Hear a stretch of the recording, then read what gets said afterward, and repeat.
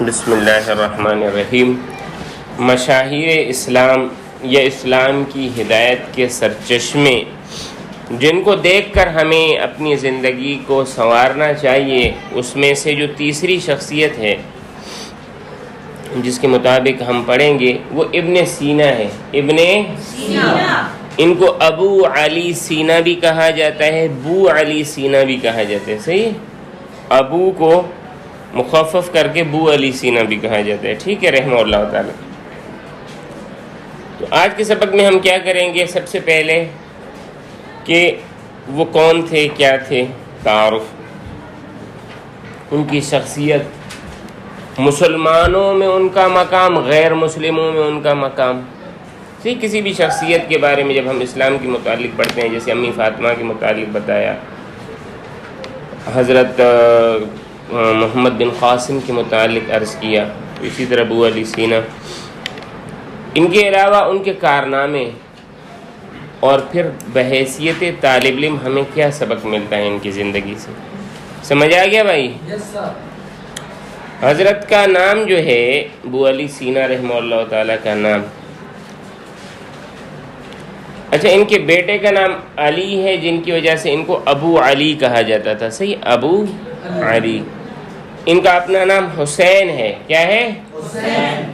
والد کا نام عبداللہ، والد کا نام، ان کے والد کا نام علی۔ صحیح ہے، ہاں۔ تو یہ جب نسب بیان کیا جاتا ہے تو کس طرح کہا جاتا ہے؟ حسین بن عبداللہ بن علی، حسین بن عبداللہ بن علی سینا، اور مخفف کر کے ابو علی سینا بھی کہا جاتا ہے، یا ابو علی ابن سینا۔ صحیح، یہ جو ہے بخارا، یہ اپنا کیا ہے ملک کا نام، تاجکستان میں ہے میرا اندازہ ہے بخارا، یہ رشیا کے علاقے، بخارا وہاں پر علاقے، بخاری جتنے بھی ہیں نا یہ وہاں کے ہیں۔ بخارا کا ایک قصبہ ہے خرسین، خرسین، صحیح ہے، خراسانون، وہاں پر سن 980 عیسوی میں پیدا ہوئے ہیں، سن 980، سن ہجری بنتا ہے 428، سن ہجری بنتا ہے، گویا کوئی پوچھے کہ یہ کس صدی کے عالم ہیں تو آپ کہیں گے 5ویں صدی کے عالم ہیں۔ کس صدی کے عالم ہیں؟ 400 سے 500 کے درمیان جو بھی آئے گا وہ 5ویں صدی ہے۔ جیسے ابھی ہم کس صدی میں پڑھ رہے ہیں، یہ کون سی صدی ہے، کوئی بتا سکتا ہے؟ اسلامی اعتبار سے 1443 ہے، تو کون سی صدی ہوگی یہ؟ 14ویں گزر چکی ہے، 15ویں صدی، اور شمسی اعتبار سے 2022 ہے، تو کون سی صدی ہے یہ؟ 23ویں صدی۔ کون سی؟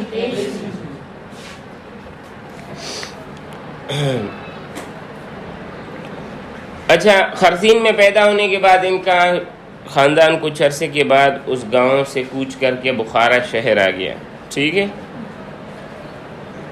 حضرت کو اللہ تعالیٰ نے بچپن سے ہی اعلیٰ صلاحیتوں کے ساتھ نوازا تھا، ٹھیک ہے۔ 10 سال کی عمر میں حفظ کلام پاک کیا ہے۔ اس کے بعد امیر عبداللہ الصفائیلی، امیر عبداللہ الصفائیلی، یہ جو ہے ماہر تھے حساب وغیرہ کے، ان سے حساب ہے، فقہ ہے۔ حساب کیا ہے؟ میتھمیٹکس۔ فقہ کیا ہے؟ مسائل کا علم۔ علم کلام، بات کس طرح کی جائے، ایک تو یہ علم کلام ہوتا ہے، دوسرا یہ ہے کہ اپنے دین کے متعلق بات کس طرح کی جائے، اس کو علم کلام کہا جاتا ہے۔ لفظی طور پر علم کلام یعنی بات کرنے کا علم، اور اصطلاحی طور پر جب علماء اس کو کہتے ہیں علم کلام تو اس کا مقصد ہے دین کے کسی موضوع کو کس طرح بیان کیا جائے۔ صحیح۔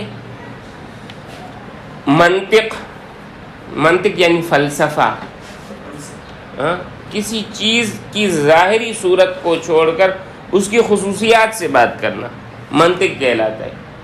ظاہری چیزوں کو چھوڑ کر، جس پر سب لوگ بات کر رہے ہیں، اس کو چھوڑ کر اس کی خصوصیات پر بات کرنا منطق۔ حیات، بایولوجی، حیات جو بایولوجی ہے، علم حیات پڑھا، اور ہندسہ، ہنسا لفظی ترجمہ اس کا ہے گنتی کا علم، لفظی ترجمہ ہے اس کا، ابتدا میں ہنسا اور حساب الگ الگ تھا۔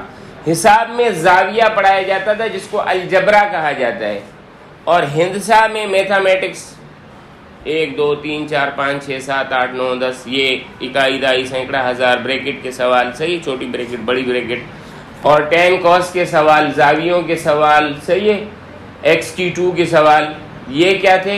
یہ حساب کہلاتے تھے، صحیح۔ علم حساب کے ذریعے آپ سفر کرتے تھے، علم ہندسا کے ذریعے آپ کاروبار کرتے تھے، دونوں کا الگ الگ فرق سمجھ آ گیا نا۔ اس کے بعد آپ نے ڈاکٹری جس کو طب کہا جاتا ہے، طبعیات یعنی جو ظاہراً جن چیزوں کو ہم چھو سکتے ہیں، ظاہری جن چیزوں کو ہم چھونے کے لیے مقصد صرف ہاتھ نہیں ہوتا، 5 چیزیں ایسی ہیں جن کو آدمی ان کو محسوس کرے، ان کو دیکھے تو کہا جاتا ہے اس کو اس نے چھو لیا۔ چکھنا، سننا، دیکھنا، سونگھنا اور چھونا، پاؤں سے چھونا، ہاتھ سے چھونا، جسم سے چھونا، کسی بھی طریقے سے، ان کو حواس خمسہ ظاہرہ کہا جاتا ہے۔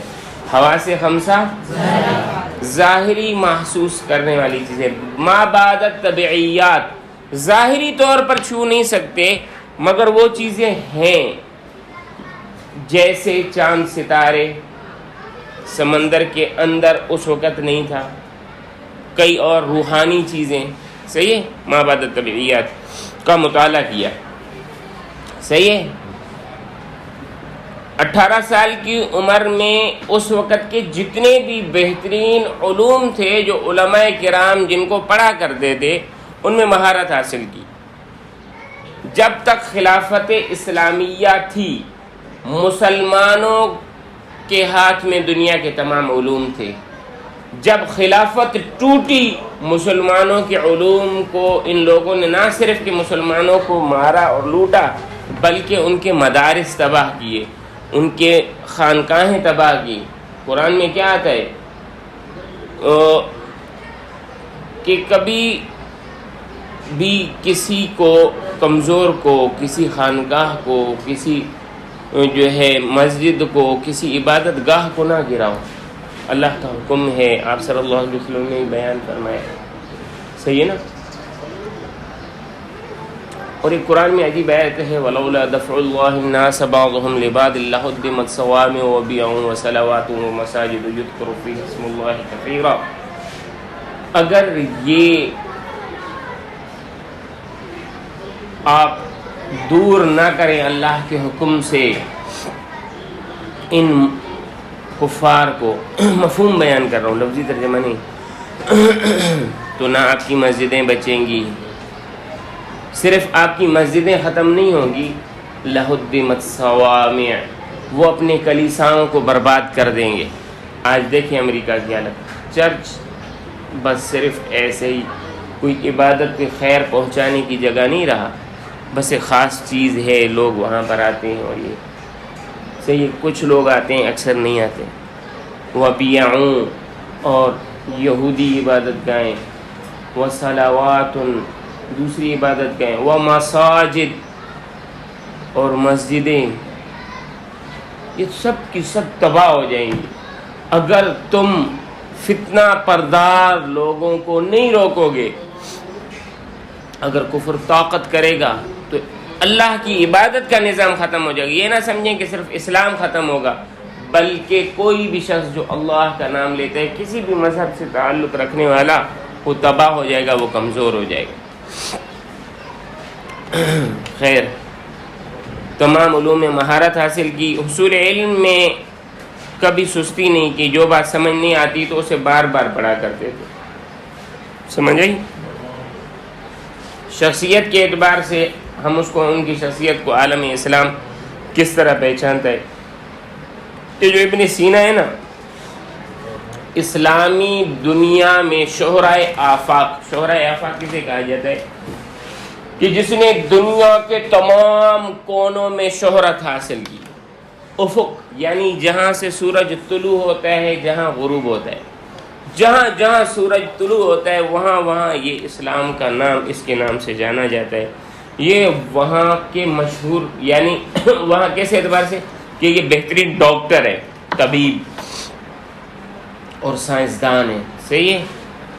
علم فلکیات، آسمان کے متعلق، ستاروں کے متعلق، چاند کے متعلق، سورج کے متعلق، زاویوں کے متعلق ان کا علم، میتھمیٹکس میں ان کا علم، یہ بہت دسترس حاصل تھی۔ اور جو طبیب کی حیثیت سے جتنی شہرت ان کو ملی ہے، ایسی شہرت یا تو کسی کو ملی نہیں، اگر ملی ہے تو بہت کم لوگ ہیں، سمجھ آ رہی ہے۔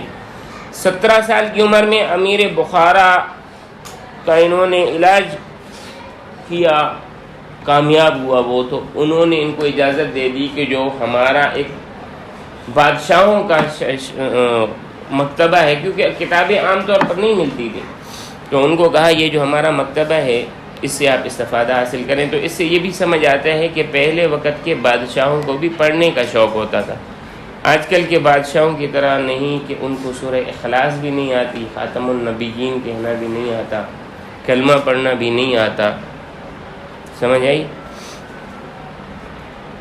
اعلیٰ درجہ کی ذہانت، قوت حافظہ کی بنا پر 1 سال کے اندر کتب خانے کی موجود تمام کتابوں کا مطالعہ کر لیا تھا۔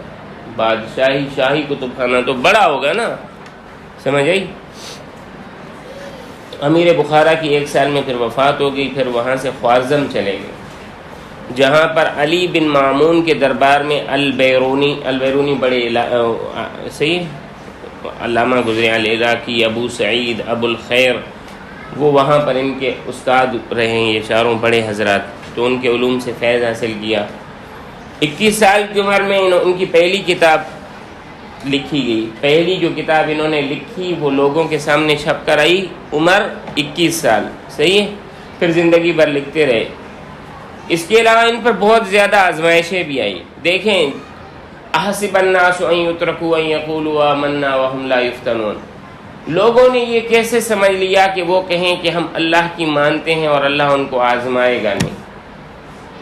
کلا بل فتن الذین من قبلہم فلیعلمن اللہ الذین صدقوا ولیعلمن الکاذبین، اللہ نے ان سے پہلے لوگوں کی بھی آزمایا ہے تاکہ لوگوں کے سامنے واضح ہو کہ کون اپنی بات میں سچا اور با وفا ہے اور کون جھوٹا ہے، کون واویلا کرتا ہے، کون چیخ و پکار کرتا ہے۔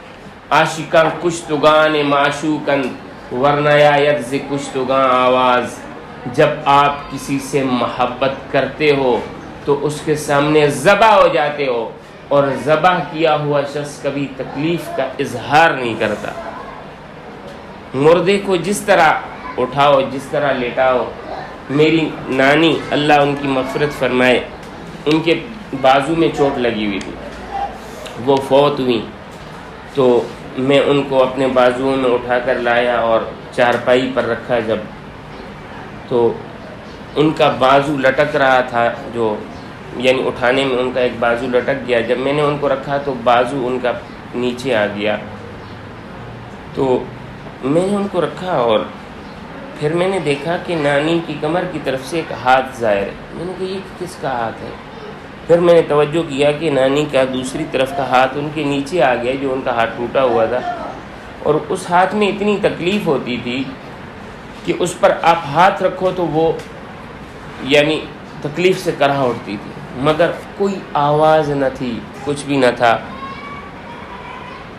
تو عاشقاں کشتگان معشوقاً، جب عشق ہو جاتا ہے نا تو آدمی مر جاتا ہے، مٹ جاتا ہے، اور اسی کو علامہ اقبال نے خود ہی کہا ہے، اسی کو علامہ اقبال نے خود ہی کہا ہے کہ مردے کو صرف اپنے محبوب سے لگا ہوتا ہے، اس کے ساتھ دنیا والے کیا کر رہے ہیں اس کو فکر نہیں، کپڑے اس کے اتارے جا رہے ہیں اس کو فکر نہیں، اس کو نہلایا جا رہا ہے اس کو فکر نہیں، اس کو اٹھایا جا رہا ہے اس کو فکر نہیں، اس کی لو ایک کے ساتھ لگی ہوئی ہے، نہ دنیا کا شکر نہ دنیا کی فکر، اپنی نظر ایک پر اور اس کی جانب گامزن سفر۔ خودی کو کر بلند اتنا کہ ہر تقدیر سے پہلے خدا بندے سے خود پوچھے بتا تیری رضا کیا ہے. اپنی ذات پر ایسی محنت کرو کہ تقدیروں کے آسرے پر نہ رہو اور خود بلندی کے مقام طے کرتے ہوئے جاؤ. اور ایک وقت آئے، وہ بلندی کیا ہے؟ بلندی کیا ہے؟ اللہ کی طرف سفر کرنا. جب آپ اللہ کی طرف سفر کرتے ہیں تو حدیث قدسی میں آتا ہے بندہ میری یاد میں رہتا ہے.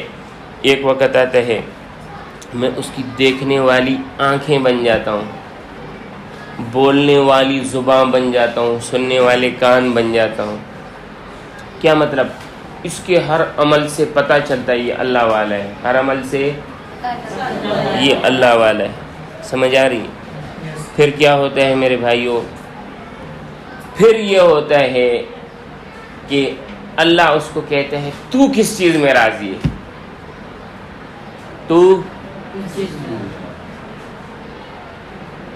رضی اللہ عنہم ورضوا عنہ ذالک لمن خشی ربہ. اللہ ان سے شیر و شکر ہو گیا. اللہ ان سے اللہ ان کا ہو گیا. ورضوا عنہ، وہ اللہ کے ہو گئے. اور یہ مقام کیسے ملتا ہے؟ ذالک لمن خشی ربہ، یہ وہ ہے جو اللہ کے نام پر پگھل جائے. اللہ کے نام پر پگھل جائے. سمجھ آتا ہے چاچے؟ تو کہہ دو بند، روپوشی، جلا وطنی ان کو سہنی پڑی. ایک مرتبہ یہ کیوں فوجی یلغاریں بھی تھی، جنگ بھی تھے، فوجیوں نے آپ پر حملہ کیا، تمام قیمتی تصانیف شامل تھی وہ ضائع ہو گئی. لیکن وہ پریشان نہیں ہوئے، دوبارہ لکھنا شروع کیا. آپ ان کے علمی سرمایہ کا اندازہ لگائیں کہ حضرت کی 2 کتابیں 20 جلدوں پر اور ایک کتاب 18 جلدوں پر، کئی کتابیں 14 جلدوں پر ہیں. او بھائی اتنی موٹی کتاب، صحیح ہے، 20 جلدوں پر، 10 جلدوں پر شائع ہوئے ہیں. اچھا یہ تو مسلمانوں میں. مغرب میں ان کی پذیرائی کہ ان کی علمی خزانوں کے معیار کا یہ عالم ہے کہ طب پر ان کی ایک کتاب ہے القانون اور الادویہ، دوسری القانون، ایک ہے القانون دوسری ہے الادویہ. 87 زبانوں میں ان کا ترجمہ ہوا ہے. کتنی زبانوں میں؟ 87. اگلے 100 سال تک وہ یورپ کی میڈیکل یونیورسٹیوں کے نصاب میں شامل رہی ہیں. سمجھ آ رہی ہے؟ طب قدیم، طب جدید، اسلامی طب کو نہایت محنت کے ساتھ اور سلیقے کے ساتھ جمع کیے، یہاں تک کہ دنیا جالینوس اور علامہ فخر الدین رازی کے کارناموں کو بھول گئے. جالینوس بھی ایک بہت بڑے طبیب گزرے ہیں گزشتہ زمانے کے. الادویہ جو کتاب ہے ان کی، ان کو اہل مغرب پتہ ہے کیا کہتے تھے؟ وہ کہتے تھے یہ انجیل ہے، یہ ڈاکٹری کی انجیل ہے. آج بھی پیرس کی یونیورسٹی کے جو میڈیکل کالج ہیں اس کے حال میں رازی اور ابن سینا کی تصویریں لگی ہوئی. اسی پر ڈاکٹر علامہ محمد اقبال صاحب رحمہ اللہ تعالی فرماتے ہیں وہ علم کی موتی کتابیں اپنے آبا کی، دیکھتا ہوں یورپ میں تو دل ہوتا ہے سی پارا. دل کے 30 ٹکڑے ہو جاتے ہیں کہ میرے گھر میں میرے لوگ اپنے مسلمانوں کے علم کو اہمیت نہیں دیتے. آج بھی امریکہ چلے جاؤ، کینیڈا چلے جاؤ، انگلینڈ چلے جاؤ، وہاں کے لوگ مسلمانوں کا علم لوگوں کو پڑھاتے ہیں اور ہم انگلش کے لیے درپدر ہوتے ہیں. چند دن پہلے طنز میں نے ایک جملہ لکھا تھا کہ پاکستانی ایک عجیب قوم ہے جو امریکہ میں جا کر پاکستانی مدرسے اور پاکستان میں آ کر امریکی اسکول تلاش کرتے ہیں. سمجھ آئی؟ اللہ اکبر. اس علمی شخص نے طبیعیات میں حرکت، قوت، روشنی اور حرارت جیسے موضوعات پر تحقیق کی. صحیح ہے، جس کو ایکسیلیٹر کہا جاتا ہے اور یہ جو ایک جگہ سے دوسری جگہ جانا، صحیح، یہ ہے لائٹ، اور اس قسم میں دوسرے موضوعات ہیں۔ نفسیات جو ہے، نفسیات کسے کہا جاتا ہے؟ انسان کا مزاج کیسا ہوتا ہے۔ ان میں ایک موضوع رکھا تحلیل نفسی، کہ انسان دوسرے کا مزاج اپنے اندر کیسے کھینچ لیتا ہے۔ یہ جو میں نے حدیث آپ کو پڑھ کر سنائی نا پہلے، کہ میں اس کا دیکھنے والی آنکھ، سننے والا کان بن جاتا ہوں، کہ انسان اپنے آپ کو ختم کر کے دوسرا انسان کیسے بن سکتا ہے۔ اس کے علاوہ فلکی مشاہدات کیے، آسمان کے، ہمدان ایک علاقہ ہے، وہاں رصدگاہیں کام کیے، زندگی میں بہت مشکلات اٹھائیں، لیکن علمی تحقیق سے کبھی پیچھے نہیں ہٹے۔ اسی سے ان کی شہرت ہوئی، اسی سے ان کی شہرت کو دوام ملا۔